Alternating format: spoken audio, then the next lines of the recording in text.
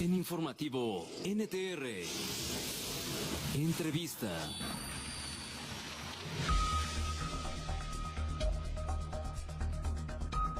Le doy la bienvenida en el estudio a Emilio Álvarez y Casa, integrante de Somos MX. Gracias por estar aquí nuevamente. Me da gusto recibirte. Gracias. Quedamos de platicar. Quedamos de platicar después de que ocurriera la manifestación. Y me interesa mucho conversar contigo, Emilio, porque le has dado un seguimiento puntual a todo lo que venía ocurriendo desde antes de la movilización, durante la movilización y después de ella. A ver, yo distingo, lo platicaba ayer con los muchachos que me hicieron favor de acompañarme. Excelente mesa. Yo refería que me parece que hay dos momentos en la movilización del sábado. Un primer momento es cuando las familias, porque hay que decirlo así, eran familias, cuando la sociedad, cuando la ciudadanía, cuando los jóvenes, cuando las organizaciones que decidieron acompañarlos se reúnen en torno al Ángel y más allá, hacia la Diana, en Paseo de la Reforma.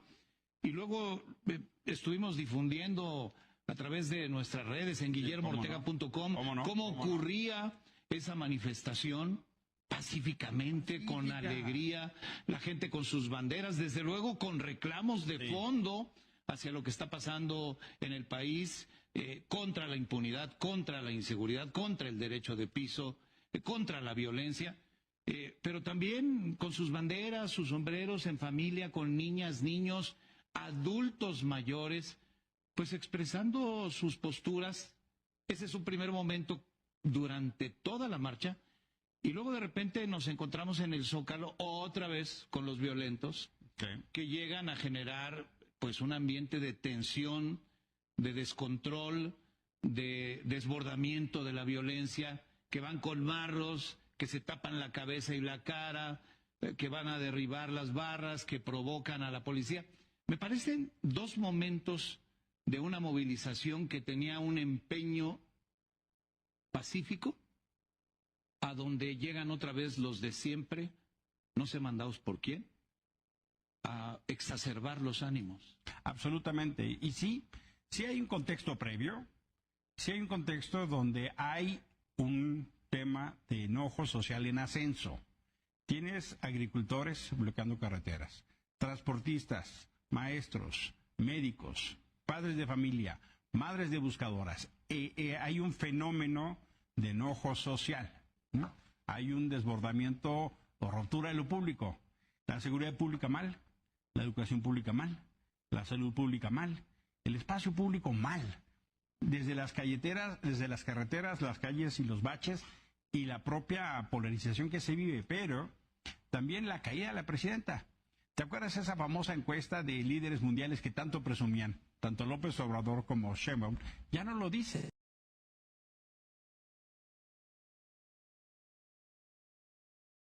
Como perfectamente dices, familias, vestidos de blanco, sí, con enojo, con indignación, pero en paz. Incluso empezaron a llegar algunos encapuchados y la gente decía, sin capuchas y sin violencia. Efectivamente hay un segundo momento, pero lo que hay que tener absolutamente claro es que eso fue un diseño del gobierno federal y de la ciudad para que eso pasara. Hubo una serie de disposiciones de vallas como nunca habíamos visto en la ciudad. Nunca habíamos visto eso en la ciudad. En realidad construyeron una ratonera, una trampa. Un embudo. Un embudo a la entrada en 5 de mayo. Yo no pude entrar al Zócalo, me quedé a 3 cuadras. Y cuando empezamos a ver a muchachos con mochilas pesadas, cargadas, máscaras, hubo mucha gente. Pero a la entrada en 5 de mayo ya había muchachos con máscaras profesionales para no respirar gases, tronando cápsulas de gas pimienta, gas lacrimógeno o gas irritante. No sé la característica, pero ya. Y empezaron los cuetones que simulaban disparos y la gente se empezó a retrasar. Pero también hubo esencialmente una estrategia de contención. Habrá que preguntarse si no son similares a las estrategias que utilizaban la inteligencia cubana. Pasó en Venezuela. Eso pasó en algunos otros lugares, que uno empieza a encontrar conexiones. Eso fue pensado, fue una represión pensada para que no se llenara el Zócalo. Claudia Sheinbaum insiste 8 veces que no llena el Zócalo. Lo bueno es que ya reconoció que la Marea Rosa lo llenó, pero con una obsesión como si fuera el espacio solo del gobierno. Quitan la bandera, ponen espacios. Y luego, como tú bien dices, este enfrentamiento, pero cabe hacerse varias preguntas. ¿Por qué el Bloque Negro nunca aparece en las marchas de Morena? ¿Por qué el Bloque Negro nunca aparece en las concentraciones de Claudia? ¿Por qué el Bloque Negro solo aparece en las marchas de una exigencia ciudadana? Feministas, 2 de octubre y ahora el 15N. ¿Por qué el Bloque Negro es tan amable con el gobierno? ¿Por qué el 2 de octubre, que quemaron policías gravemente, asaltaron joyerías, rompieron negocios, no hicieron la policía nada? Y ahora genera una criminalización de la protesta. Esas preguntas no las tendrían que estar respondiendo los aparatos de inteligencia. Omar García Harfuch, o el gobierno de la ciudad, o incluso el ejército. ¿A poco no saben? La verdad, incluso hay fotografías donde hay personas vestidas como Bloque Negro bajando de camionetas de policías. Es decir, hay una hipótesis donde es una clara provocación, parte de una estrategia para inhibir esta manifestación, pero lo vimos también antes y lo estamos viendo después. Estas para inhibirla y para descalificarla. Descalificarla, absolutamente, que eso es lo que está pasando después. Lo hicieron antes en un abuso de autoridad, en un intento de legitimación, yo digo absurdo, porque, hombre, lo que toca a las autoridades es garantizar derechos, Guillermo. Toca garantizar derechos, no importa si estás o no de acuerdo, garantizas derechos. Morena, sus dirigentes, hoy funcionarios, todo el tiempo tomaban las calles. Vamos, Claudia Sheinbaum tomó CU, reivindicaban la protesta. Ahora ya violaron todas las reglas mínimas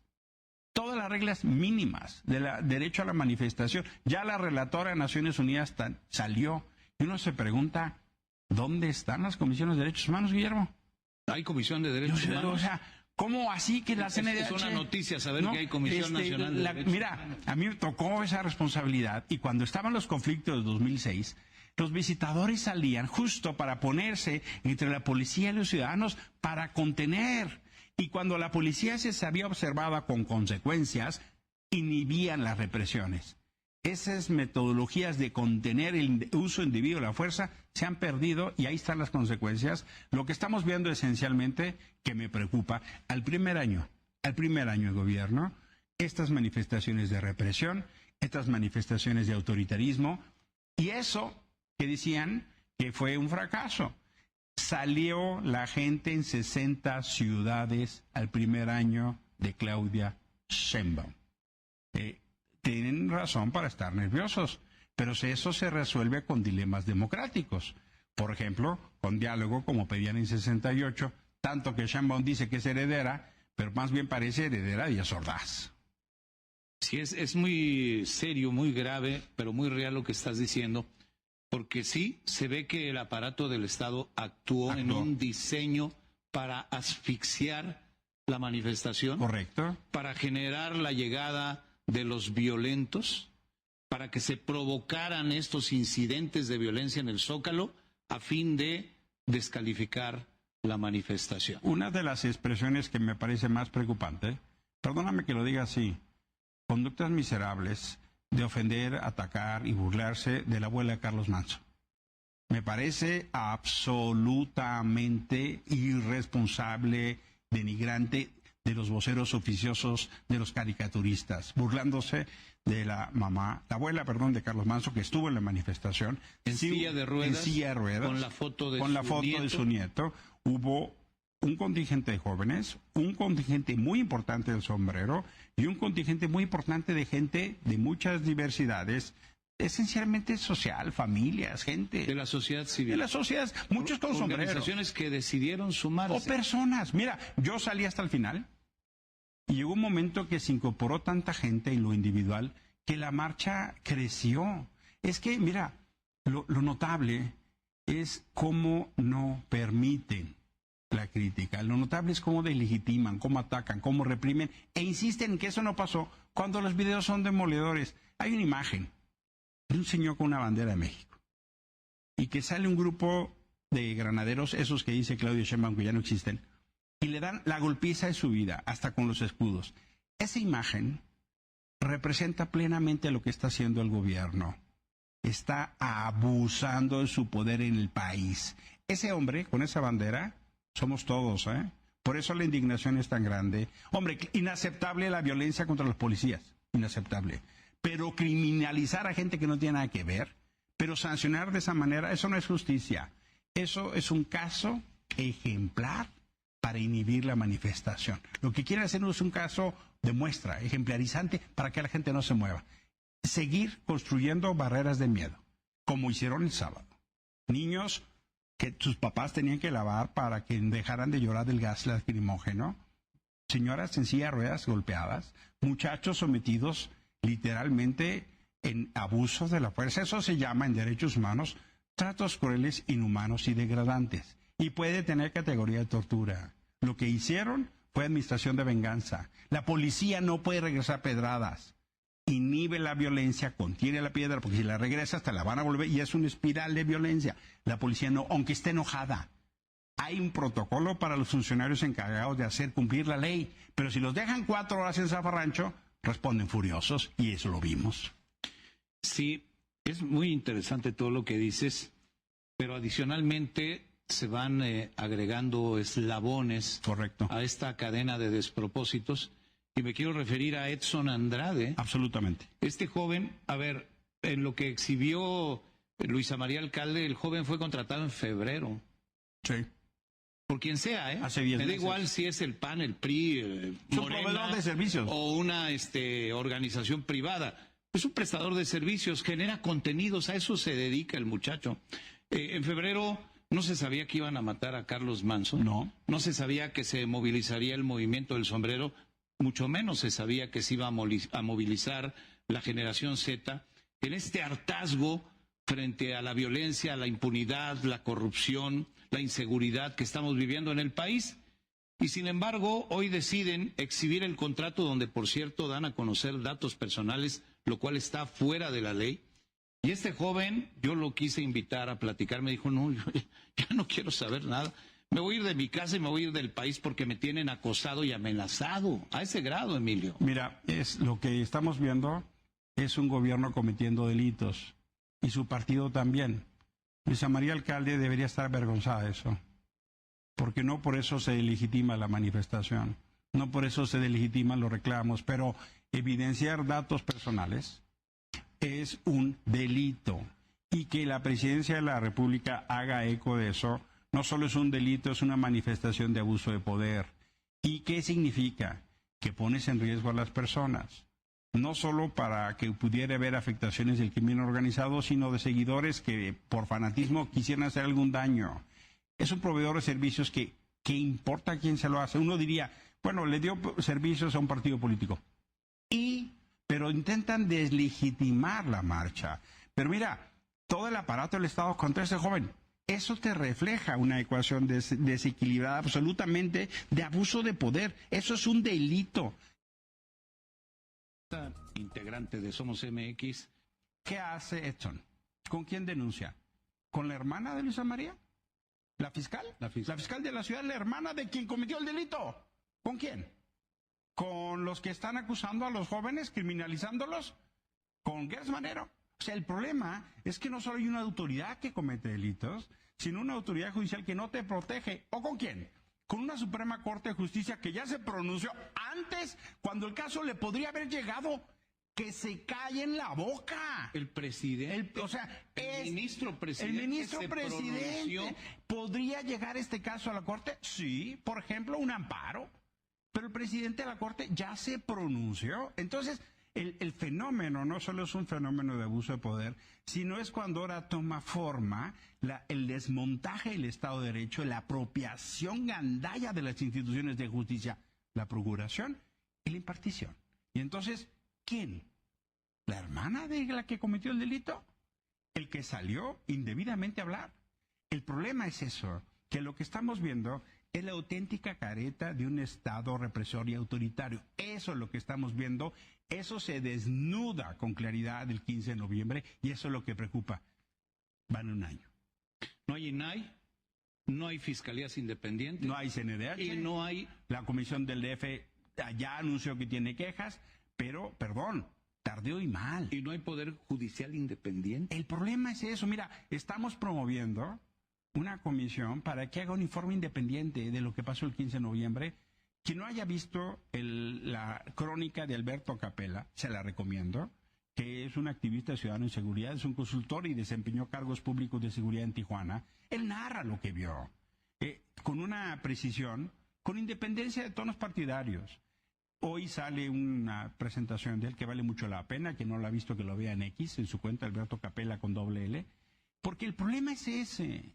Necesitamos quien tenga la capacidad de decir esto pasó. De dar un testimonio objetivo de los hechos. Vamos a promover esa comisión con componentes internacionales y nacionales. Eso tendría que haberlo hecho las comisiones. Hombre, me recuerdo el caso de News Divine, ¿no? Salimos en poco más de 2 semanas a dar un informe. ¿Por qué? Porque el gobierno está mintiendo sistemáticamente. Sale Claudia Sheinbaum a decir que no hay represión.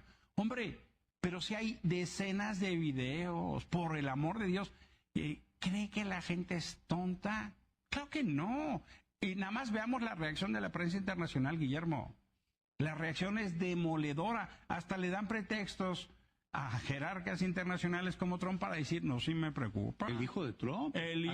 Haciendo activismo el propio domingo y desencadenando una ola de comentarios, hay que decir, de la ultraderecha de los Estados Unidos en contra del gobierno. Pues mexicano. Es que este gobierno está debilitando a la hora que tenemos que entrar a negociaciones del TEMEC por este tipo de abusos, desmedidos, autoritarios, irresponsables.